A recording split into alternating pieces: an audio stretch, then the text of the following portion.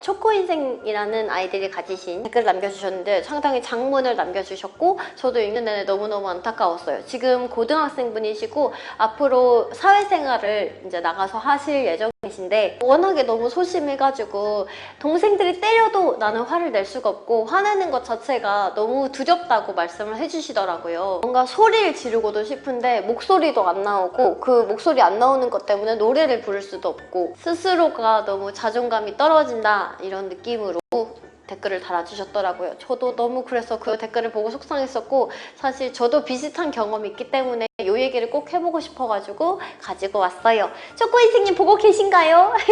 화내시는 거 사실 무서운 분들 아마 많을 거예요. 저도 그게 너무너무 무서웠고 저는 그런 불편한 분위기나 무거운 분위기를 다른 사람들이랑 주고받는 게 너무너무나 겁이 났어요. 화를 제가 마땅히 내야 됨에도 불구하고 그럴 때 진짜 온몸이 부들부들 떨리고 다리도 후들거려서 서 있기가 힘들고 손도 바들바들 떨면서 화낼 때가 많았거든요. 아니면은 화에 완전히 제가 잡아먹혀져가지고 그래서 동생이랑 화가 나가지고 엄청 싸울 때 다 토하고 얼굴 모세혈관이 다 터질 정도로 흥분을 해가지고 그렇게 화를 냈던 적도 있거든요. 또 초코송이님께서 말씀을 해주셨던 게 저는 말을 조리 있게 하고 싶고 그런데 말도 막 버벅거리고 안 나오고 그런 게 너무 겁이 나서 화를 못 내겠어요 라고 말씀해 주셨는데 네, 저도 그게 너무 겁이 났어요.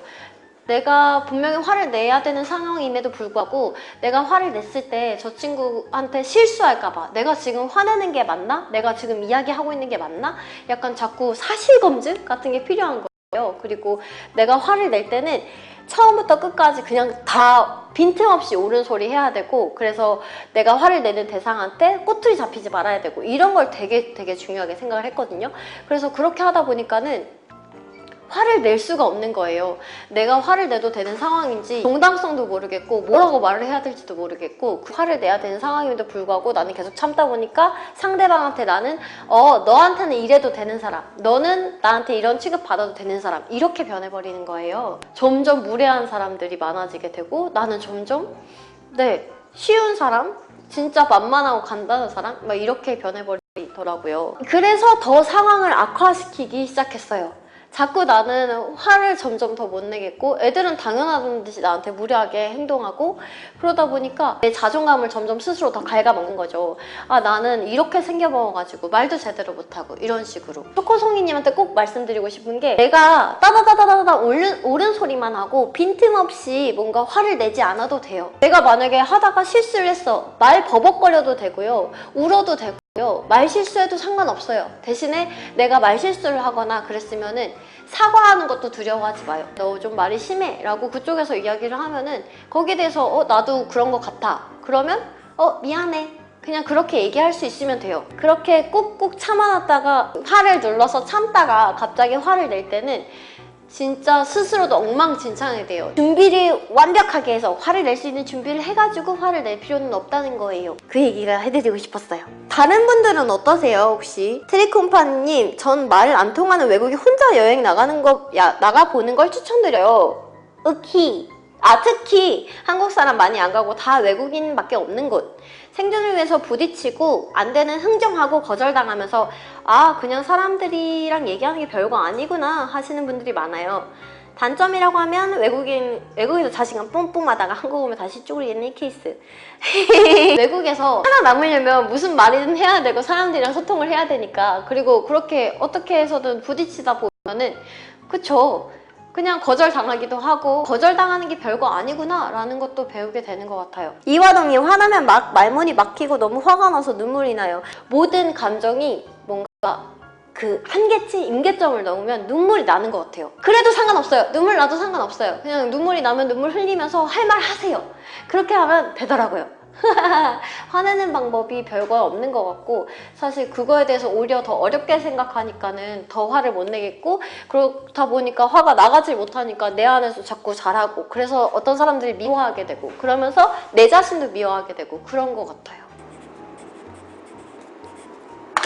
목소리가 안 나와서 노래를 못해요. 화도 못 내겠고 소리 자체를 아예 못 지르겠다 보니까 노래를 부르려고 해도 목소리가 안 나온다고 하시더라고요. 그래서 노래도 못하고. 그래서 이 악순환의 고리가 너무너무 속상하더라고요. 노래 부르는 거가 자신이 없어가지고 남들 앞에서 노래 잘 안 부르고요. 노래방 가는 것도 되게 싫어했거든요. 사실 노래 부르는 거 저 정말 좋아하거든요. 아까도 말씀드렸는데 진짜 저는 제 입에서 막 소리가 나오고 목소리가 나오는 게 너무너무 신기해요. 예전에는 이것도 너무 소심해가지고 음악 들으면서 그냥 입모양만 뻐끔뻐끔 따라하고, 그 이후에는 허밍 아시죠? 그러면서 조금 노래 부르는 걸 이제 즐거워하기 시작했어요. 내가 내 노래를 누가 듣는다는 게 나는 큰일이 날 것 같고 너무너무 쑥스러운 일이라고 생각했는데 의외로 사람들은 별로 신경 쓰지 않더라고요. 의외로 그렇게 노래 부르니까 이게 너무 즐거운 거예요. 지금은 진짜 일하면서 카페에서 엄청 크게 손님들 안 계실 때 노래 틀어놓고 뭐 현이랑 우수랑 저랑 막 노래 부르고 그러면서 그냥 일하고 있어요. 네, 겁내지 마세요. 처음부터 차근차근 해보면 돼요. 허밍 같은 거부터 내가 좋아하는 노래 허밍으로 따라 불러보다가 그 다음에는 또 조금 소리내서 약간 발라드 같은 거, 감미로운 거 그냥 한 소절씩 불러보고, 그 이후에는 가사 보면서 내가 부르고 싶은 노래들 불러보고. 의외로 사람들은 별로 신경 쓰지 않더라고요. 우수가 알아요. 제가 노래방 갔을 때 처음에 노래방 마이크를 이렇게 딱 줬는데 이게 너무 무서운 거예요. 내 목소리를 확 증폭시켜가지고 모든 사람이 듣게 한다는 게 너무 부끄럽고, 그래서 막 이러면서 노래 부르고 그랬는데 이제는 안 그래요. 이제는 그냥 틀리면 틀리는 거고 웃기게 나오면 웃긴 거지 뭐. 의외로 사람들은 별로 신경 쓰지 않더라고요. 쇼코인생님도 너무 아마 자존감이 낮아져 있는 상태여가지고 소심해지고 그래서 소리도 못 지르고 하시는 것 같은데, 내 목소리 내도 괜찮아요. 목소리 내는 거 처음부터는 사실 두렵기도 하고 되게 낯설거든요. 근데 허밍부터 시작해가지고 내다 보면은 내 목에서 소리 나는 거 너무 즐거워, 재밌다, 신기하다 그러면서 노래 부르는 것도 좋아하고 말하는 것도 좋아하고 그렇게 될 수도 있다고 생각합니다. 의외로 사람들은 별로 신경 쓰지 않더라고요.